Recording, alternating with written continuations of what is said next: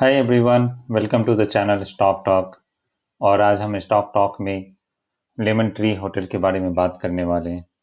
So friend, I know कि अभी सही टाइम नहीं है जब हम किसी भी हॉस्पिटैलिटी सेक्टर में किसी भी स्टॉक में निवेश करें, क्योंकि जो कोविड का सिचुएशन है, day by day it's getting worse and we have crossed more than 400,000 COVID case per day.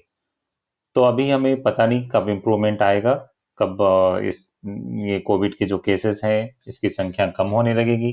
जब कम होने लगेगी तो उस टाइम पे हॉस्पिटैलिटी सेक्टर में अचानक से बूम आएगा और हम देखेंगे जो शेयर प्राइस अभी जो डाउनवर्ड ट्रेंड्स में चल रहे हैं उसमें थोड़ा पॉजिटिव मूव आएगा। तो फ्रेंड्स, आज हम ये डिस्कस करेंगे कि लेमन ट्री होटल में हम चार्ट के बेसिस पे तो अभी हम कुछ इसमें अनुमान नहीं लगा सकते, बिकॉज अभी ये न्यूज़ बेस्ड है। जब कोई पॉजिटिव न्यूज़ आएगी, कोरोना के केस में कमी आएगी, तो आप अचानक से एक जंप देखोगे। और यदि कोरोना के केस में और बढ़ोतरी आती है, थर्ड वेव में कुछ प्रोग्रेस होता है, तो ये और डाउनवर्ड ट्रेंड्स में चला जाएगा। बट एक हम ये लेके चलते हैं, यदि ये 30 रुपीज़ के नीचे जाता है तो ये बहुत ज़्यादा नेगेटिव हो जाएगा। और यदि ये 36-37 को क्रॉस करता है तो ये एक पॉजिटिव टेरिटरी में जाएगा और हम वो जगह टाइम रहेगा जब हम इसमें एंटर कर सकते हैं।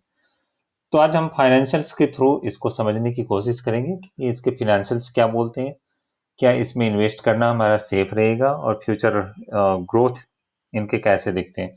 So friend, I will just help you to understand those numbers and I will leave the decisions up to you. You can take a call based on all those analysis and explanation.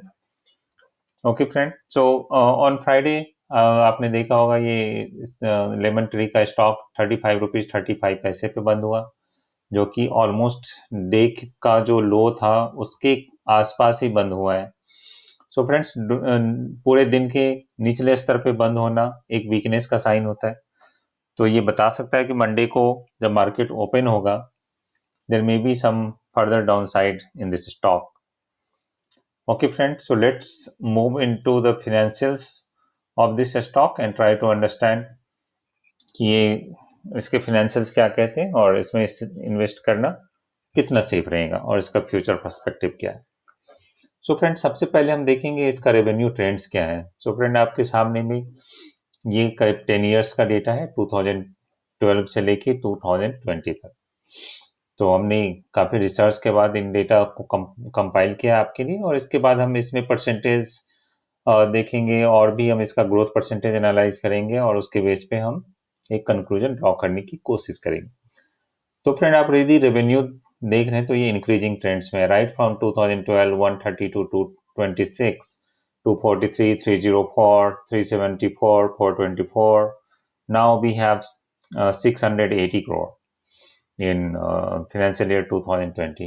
So revenue is increasing trends. If you look at EBITDA, EBITDA is also more or less it's in increasing trend. Just in the 2015, it was little uh, sorry, in 2014 it was little lower, but apart from that, it's in the upward trends.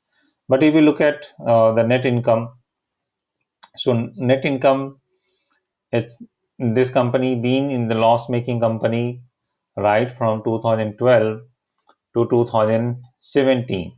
It was in the huge loss, but it started making profit from 2018 and then gave a very decent profit in 2019, but again came back into the loss in 2020. So friend, यहाँ पे हम देख रहे हैं revenue तो बढ़ रहा है हमारा, बट यहाँ पे इनकम उतनी नहीं बढ़ रही है। तो उसके रीजंस को भी हम जानने की कोशिश करेंगे। सो फ्रेंड्स, आप ये देखिए, ये ईयर ऑन ईयर बेसिस पे हमारा रेवेन्यू ग्रोथ क्या है। तो आप देखेंगे 2012 टू 13 73% ग्रोथ, फिर next year 7%, 25%, 23%, 13%, 17%, 14%, even into 2020 it's 20% growth. So this portion looks very healthy जहाँ तक रेवेन्यू ग्रोथ का सवाल है। एबिटा ग्रोथ भी अच्छा दिख रहा है, 31%। एक हमारा 2014 खराब गया जहाँ पे -10% था। उसके अलावा हमारा ये ग्रोथ ठीक दिख रहा है। नेट इनकम ग्रोथ हम देखेंगे तो ये हमारा इनकम तो 2017 तक तो था ही नहीं, उसके बाद हमारा इनकम शुरू हुआ। तो वहाँ पे हम देख रहे हैं कि 2018 और 19 में हमारा पॉजिटिव ग्रोथ था और फिर हम FY20 में नेगेटिव में आ गए। तो एक क्लियर कट कोई पैटर्न नहीं बना रहा है अपार्ट फ्रॉम रेवेन्यू। इनकम में कुछ क्लियर कट पैटर्न नहीं है, तो हम इसके और भी पैरामीटर्स को चेक करेंगे और हम ये जानने की कोशिश करेंगे कि उन पैरामीटर्स पे लेमन ट्री कैसा दिखता है। So let's move on to the next slide. तो ये कैश फ्लो स्टेटमेंट है, सॉरी। तो इस कैश फ्लो में हम देखेंगे तो नेट चेंज इन कैश हमारा यहाँ पे 4 करोड़ है, 2018 में 3 करोड़ है, 2010 एक हेल्दी आया था, 2020 नेट चेंज इन कैश मतलब जितना हमारे पास कैश आ रहा है, जितना हमारे पास कैश जा रहा है, उन दोनों का नेट ऑफ क्या है। तो यहाँ पे हम देख रहे हैं 2017 से कुछ ना कुछ हमारे पास पॉजिटिव कैश फ्लो था। वर्किंग कैपिटल में क्या चेंज आया, तो जहाँ FY17 में 5 करोड़ का एडिशन था, 2018 में ये 27 करोड़ कम हो गया, 2019 में 11 करोड़ कम हो गया और 2020 में तो 93 करोड़ कम हो गया। So from that perspective it doesn't looks good. अब हम यदि फ्री कैश फ्लो देखते हैं फ्रेंड्स इसका, तो 2017 में 109 था, 2018 में 129 negative. So free cash flow इसका कहीं किसी भी ईयर में पॉजिटिव नहीं रहा है। So this company is not able to generate enough cash. तो फिर ये एक्सपेंशन कैसे कर रही है? आपने देखा होगा या सुना होगा किसी न्यूज़ में, इसने अभी नेपाल में भी अपना होटल खोला है, फिर इसके एक ब्रांच अभी भुवनेश्वर में खुले हैं रिसेंटली 2 वीक पहले। तो इनके पास फ्री कैश फ्लो नहीं है, तो फिर ये एक्सपेंशन कैसे करें, और हमारे पास सफिशिएंट इनकम भी नहीं है इनके पास, तो डेफिनेटली ये कुछ ना कुछ लोन ले रहे होंगे, तो इनका जो कर्जा होगा वो बढ़ रहा होगा। तो फ्रेंड हम इसका एक बैलेंस शीट का एक्सट्रैक्ट देखते हैं, इसमें जो रेलेवेंट पोर्शन है हम सिर्फ उसको देखेंगे और समझने की कोशिश करेंगे कि कैसा दिखता है।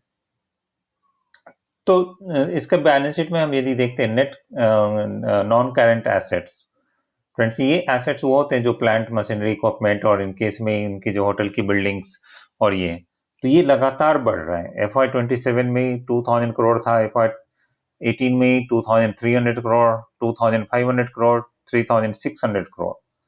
तो इनका जो वो एसेट्स हैं जो कोर एसेट्स होते हैं बिजनेस के, वो तो यहाँ पे बढ़ रहे हैं। बट आप यदि देखेंगे टोटल लॉन्ग टर्म डेप्ट, जहां 2017 में टोटल लॉन्ग टर्म डेप्ट 690 करोड़ था, वो 2020 में बढ़ के 1900 करोड़ हो गया। इसका कुछ हिस्सा डेफिनेटली इन्होंने इस पे खर्च किया होगा, जो नया एक्सपेंशन किया है इन लोगों ने, जो नए ब्रांचेस खुले हैं, तो इन लोन का कुछ हिस्सा यहाँ पे गया होगा। और कोविड से कंपनी जूझ रही है अभी, ये बिजनेस बहुत अच्छा नहीं चल रहा है इस सेक्टर में, हॉस्पिटैलिटी सेक्टर में, तो कुछ हिस्सा लोन का इन्होंने जो ऑपरेटिंग एक्सपेंसेस हैं उनको मीट करने के लिए स्पेंड किया होगा। तो यहाँ पे एक पॉजिटिव निकल के आ रहा है कि इनका जो नॉन करेंट एसेट्स है वो बढ़ रहा है, जो इनका बिजनेस कोर एसेट्स है, जो होटल बिल्डिंग्स हैं, जो रूम्स हैं, जो इनके पास और भी एसेट्स हैं, फर्नीचर फिक्सर्स हैं, वो तो बढ़ रहे हैं। बट इसका लॉन्ग टर्म डेट भी बढ़ रहा है, तो जो इनका कर्जा है वो लगातार बढ़ते जा रहा है। तो एक पॉजिटिव है, एक नेगेटिव है। अब हम चलते हैं नेक्स्ट सेक्शन में और देखते हैं कि इसके शेयर होल्डिंग पैटर्न्स कैसे दिखते हैं। तो फ्रेंड ये पिछले 4 क्वार्टर के इनके शेयर होल्डिंग पैटर्न है, और आप यदि देखेंगे पिछले 4 क्वार्टर में, जहां जून के क्वार्टर में प्रमोटर्स की होल्डिंग 31.24% थी, वो कम होके मार्च के क्वार्टर में 25.688% हो गई। सो यहाँ पे अराउंड 6% का ड्रॉप है। आप म्यूचुअल फंड में देखेंगे जहां पे जून में 17% था, वो कम होके 15% हो गया। तो म्यूचुअल फंड भी इसमें इससे बेच के निकल रहे हैं और इन्होंने अपनी हिस्सेदारी करीब करीब 2% कम कर ली है। हाउएवर जब हम एफआईज को देखते हैं तो जून में जहां पे 18% था वो मार्च में जाके 23% हो गया। सो अराउंड यहाँ पे 4.5% का जंप है। एफआईज ने अपनी पोजीशन और मजबूत की है इस स्टॉक में। डीआईज का थोड़ा सा 0.07% था जून में, जो कि अभी इन्होंने अपना सारा पोजीशन क्लियर कर लिया और अभी इनका कोई भी स्टेक नहीं है इस कंपनी में। और रिटेलर्स को हम देखते हैं जहां पे जून में 33.44% था, वहां पे मार्च में ये बढ़ के 35.95% हो गया। सो फ्रेंड्स, इसमें जब हम इसके ट्रेंड्स को देखते हैं, प्रमोटर्स का होल्डिंग घटना definitely it's a big negative. तो हम ये समझने की कोशिश करते हैं कि प्रमोटर्स का जहां पे होल्डिंग कम हो रहा है वहां एफआईज का बढ़ रहा है। हो सकता है एफआईज ने प्रमोटर्स के शेयर्स को एफआईज ने खरीदा। यदि ये है तो this is a good sign. और जो म्यूचुअल फंड्स की जो जितनी होल्डिंग्स कम हुई है उतनी ही होल्डिंग्स आप देखेंगे रिटेलर्स एंड अदर्स की बढ़ गई है। तो friends, share holding pattern at this point of time, it's like it looks good and it looks bad as well. Bad because promoters holding is very less. Good because FIA has a greater stake and they are continuously buying this stock over the period of time. So in last 4 quarter from June to March, it's increased from 18 to 22, which shows a very strong sign. So friend, that's all about the financials and जो इसका balance sheet है और cash flow. तो friend, हम देखते हैं कि इस स्टॉक में जहाँ पे कुछ पॉजिटिव पॉइंट्स हैं वहीं पे कुछ नेगेटिव पॉइंट्स हैं। और अभी जिस तरह के सिचुएशन से हम गुजर रहे हैं, जहाँ पे कोविड केस दिन प्रतिदिन बढ़ती जा रही है और अभी थर्ड वेव के आने के भी चांसेस बन रहे हैं, तो अभी हम हॉस्पिटैलिटी के सेक्टर से दूर रहेंगे। ये सिर्फ एक एजुकेशनल वीडियो मैंने बनाया आपके लिए, ताकि अभी यदि आप इन्वेस्ट करने का मन बना रहे हैं इस कंपनी में, तो आप समझ सकें कि आप जहां पैसा लगा रहे हैं उसके फंडामेंटल्स क्या बोलते हैं, वहां आपका पैसा सेफ है, फ्यूचर में इसके ग्रोथ क्या है।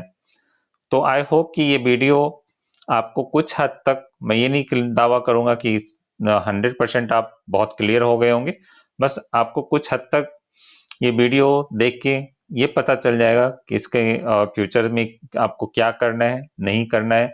बाकी डिसीजन आप लेंगे और आप अपने फाइनेंशियल एडवाइजर से जरूर पूछिए किसी भी जगह पे पैसा इन्वेस्ट करने से पहले। सो फ्रेंड, आज के वीडियो में इतना ही। यदि आपको वीडियो पसंद आई हो तो आप इसको लाइक करिए, आगे भी फॉरवर्ड करिए और आप इस चैनल को जरूर से जरूर सब्सक्राइब करिए, ताकि आपको इस वेरीफाइड और वेरी ऑथेंटिक इंफॉर्मेशन मिलेगा। यहाँ इस चैनल पे हम कोई र्यूमर नहीं फैलाते, कोई हम सेंसेशनल न्यूज नहीं चलाते। जो जेन्यून इंफॉर्मेशन है डेटा के बेस पे है और वेरीफाइड डेटा के बेस पे है, हम उसको लेके आते हैं और आपके सामने रखते हैं और डिसीजन आपका होता है। हम आपको डिसीजन लेने में थोड़ी सी मदद करते हैं। सो फ्रेंड, इस चैनल को सब्सक्राइब करना नहीं भूलिए और बेल आइकन को भी प्रेस कर दीजिए, ताकि आपको नोटिफिकेशन मिले जब मैं नया वीडियो कोई बनाऊं तो।